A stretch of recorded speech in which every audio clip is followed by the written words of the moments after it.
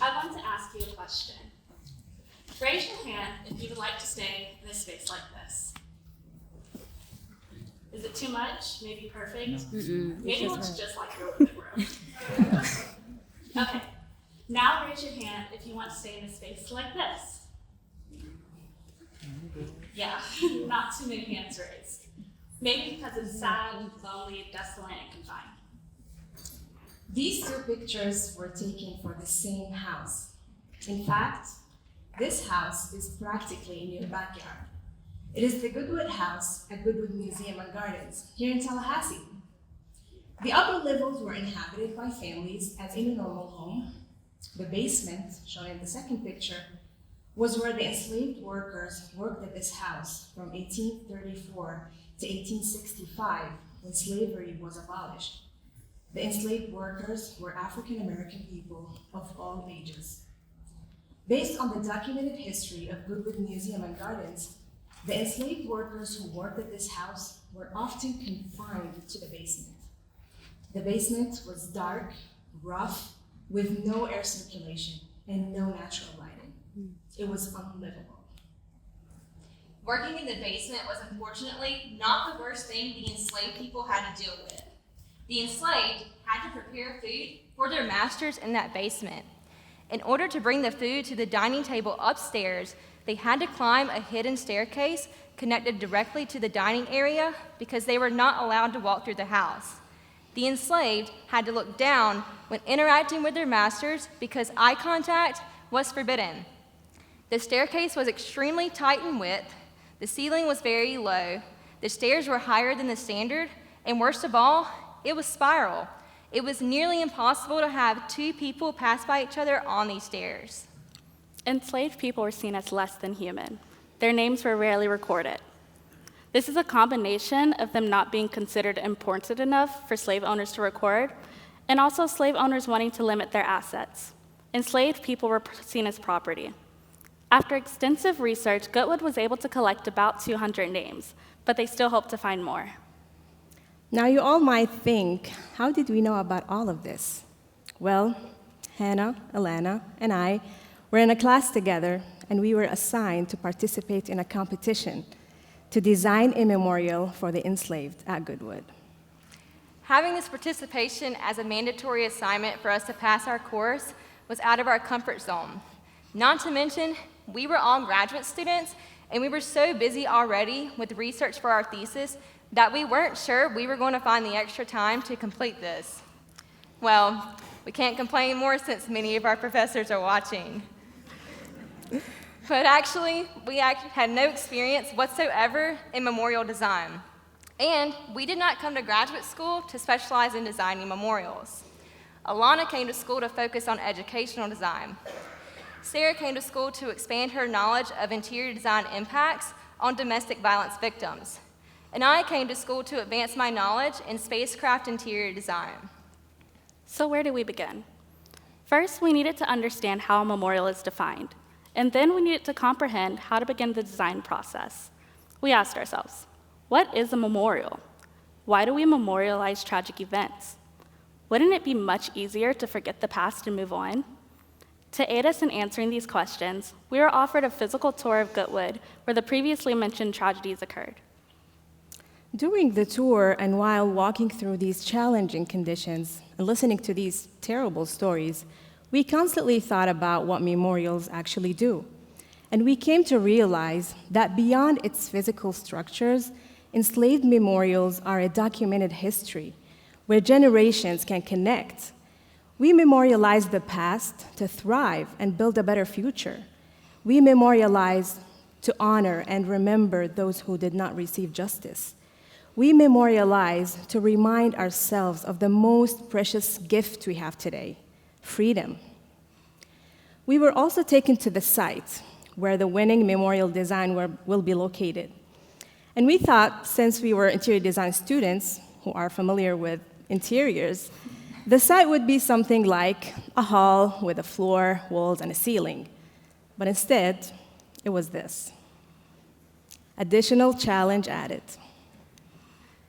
With all these challenges, a few questions kept lingering in our minds. Why are we doing this? Well, first we had to do it to pass our course. We aren't landscape designers. Will our design even be feasible structurally and with the selected materiality? We knew we had to complete more research with these questions in mind. And we wanted to give 110% into the design to hopefully win the competition. How do we do this? The people we were honoring weren't there to give their input, and neither were their descendants. We couldn't ask the thousands of people that will visit the memorial how they might feel in certain spaces. All we had was the stories from our tour. And how do we do it right? As we thought more about memorials, we realized the key to an effective memorial is empathy. Our goal for the memorial was for visitors to empathize with the enslaved people. So that empathy had to start with us. We thought about what we learned during the tour and how the enslaved people might have felt. We used the tour to inspire our design, a bridge to the stars. The key elements of our design were pulled from the stories we heard that resonated with us. The supports of the bridge are human-like figures. They range in height, short to tall, reflecting the way enslaved people range in ages, children to seniors. Supporting the bridge is also directly correlated to the way enslaved people supported the plantation and the economy.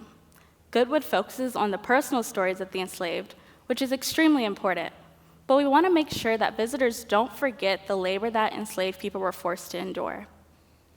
The lights with the enslaved people's names engraved give them an opportunity to be finally looked up to. The lights are representative of the stars, which immortalizes the enslaved people since their names are on the lights. It's been more than 150 years now, and it's time for their names to be known and remembered. The reflection pond allows visitors to reflect on the stories of the enslaved and contemplate the history of Goodwood. Throughout the memorial are signs with historical information so visitors are knowledgeable about the memorial. After completing this project, we submitted it to our class, made a few adjustments, and then submitted it to Goodwood. A few months later, I got a phone call. It was Goodwood, and we won the competition.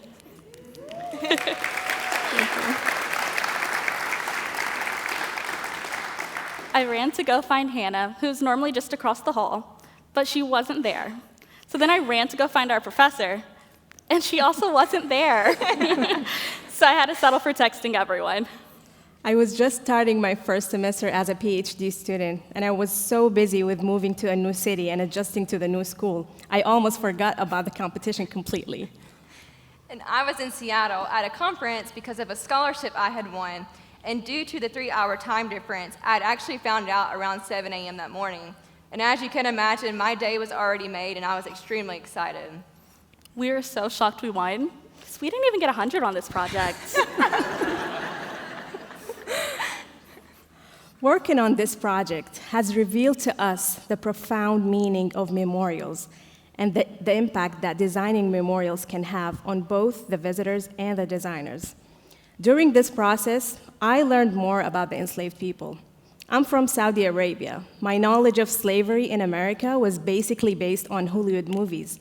Yet this experience has given me the opportunity not only to understand part of this history in actual settings, but also to be able to use my knowledge in interior design to give back to the community, which I will never forget. I learned how and why we design. We design because of the impact and power it has and how meaningful it is in our everyday lives.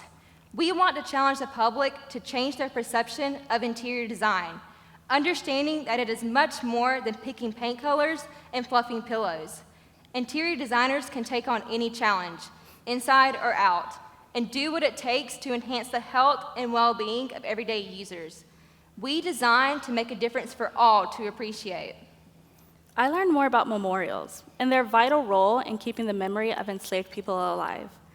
The memories of their actual humanity, and not just the tragedies they experienced. I'm so happy that we were able to help keep the names and stories of these individuals alive for years to come. Unfortunately, memorials cannot bring back the dead, nor a good design can. However, a mindful design of memorials can help draw a picture of the stories that were never told, allowing all of us to share empathy and contemplate the past, to be able to move forward and to remind ourselves of the precious gift of life. The three of us learned so many lessons during this experience, and we hope that you take time to deeply think about your life and the lives of others. Thank you.